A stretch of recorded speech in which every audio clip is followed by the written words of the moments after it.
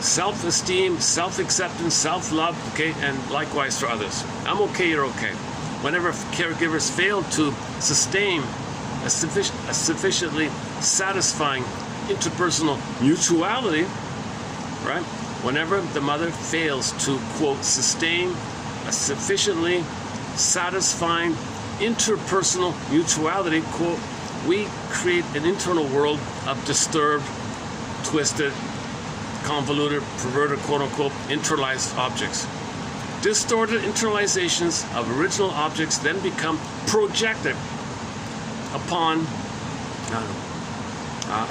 we're going to project onto others. So the more trauma there is like this, the more projection there is, because you can't know it.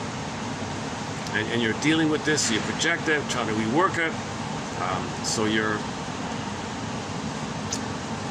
in a negative dynamic with others all the time, trying to, quote-unquote, master this thing with the mother, get a better outcome with the mother. So you're recreating it, projecting, recreating, projecting, recreating, hoping for a better outcome. It's not going to work.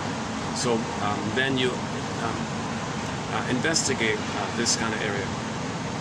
So object relations theory is the study of the internalization of interpersonal relationships. The more painful this interaction is, the more internalization is going to be, the more energy there is going to be, more negative emotions there's going to be, and so on. There may be an absence of theory of mind, and i.e.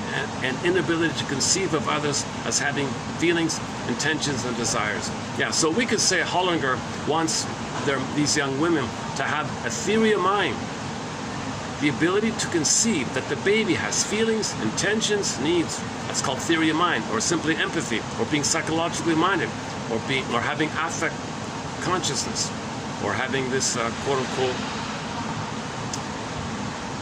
reflective function, this observing ego, this observing mind, this reflective mind. What's going on with the child? What does he need? What is his motivation?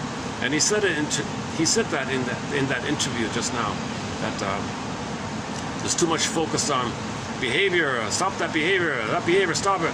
Well, what about why the person's behaving that way? What needs is he trying to meet? What's his motivation? What's his intention? Maybe he was traumatized and he's recreating so he can know the trauma. Maybe he's trying to master a trauma, so he's recreating it. It's not going to work, so maybe he's trying to know his story. Maybe he's trying to find a story. Maybe people recreate things to find their story. And he's just, so identify their positive intention.